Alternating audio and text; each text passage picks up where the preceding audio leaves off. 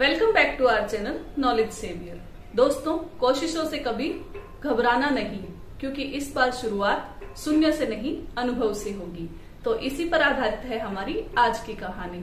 एक बार एक साधु महाराज किसी अनजान गांव में पहुंचे और वहां जाकर उन्होंने एक मंदिर में शरण लेने की सोची। लेकिन पुजारी ने कहा कि अगर आप इस गांव के किसी परिचित व्यक्ति को यहाँ लेकर आते हो तभी आपको यहाँ रात को रुकने दिया जा सकता है, अन्यथा मैं आपको नहीं रुकने दे सकता।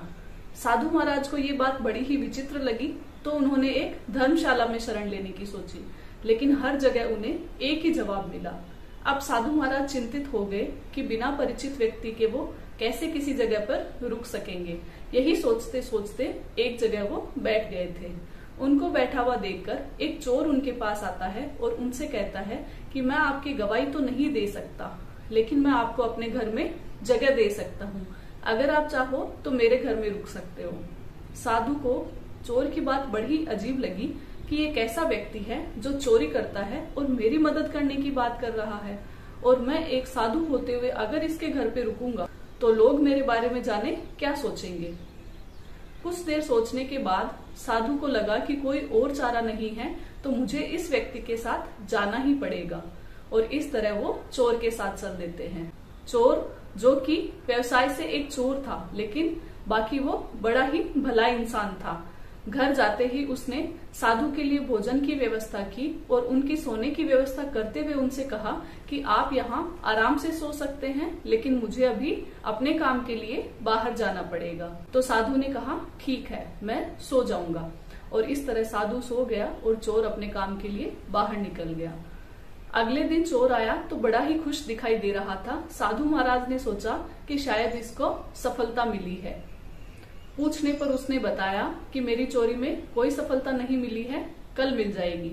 और इस तरह ऐसे ही दिन बीतते चले गए। चोर का अच्छा व्यवहार देखकर साधु महाराज वहीं रुक गए, लेकिन वो रोज देखते थे कि चोर चोरी करने जाता है लेकिन खाली हाथ वापस लौट कर आ जाता है।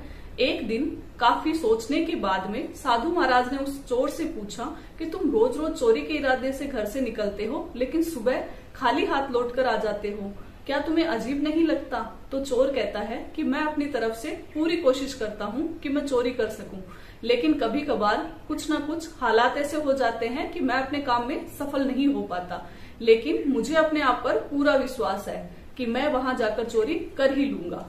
असफलता मिली तो क्या हुआ, एक ना एक दिन मैं सफल जरूर होऊंगा। चोर की इस तरीके की बातें सुनकर साधु महाराज अचरज में पड़ गए कि ये चोर होकर भी कितना अधिक सकारात्मक सोचता है और अपने आप पर इतना अधिक विश्वास करता है, जबकि समझदार लोग होकर भी कई बार हम ये सोच लेते हैं कि असफलता हो रही है तो क्यों ना हम इस काम को छोड़ देते हैं। तो दोस्तों, इस कहानी से हमें ये शिक्षा मिलती है कि मंजिल को पाने के लिए रास्ता चाहे कितना ही कठिन हो, असफलताएं कितना ही हमें नीचे गिराए, लेकिन हमें बार बार उठकर प्रयास करना ही है ताकि हम अपनी मंजिल को प्राप्त कर सकें।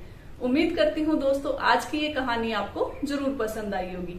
इसी तरह नई नई कहानियों के साथ मैं आपसे रूबरू होती रहूंगी, तो सुनते रहिए नॉलेज सेवियर, कुछ अनकही अनसुनी कहानियां।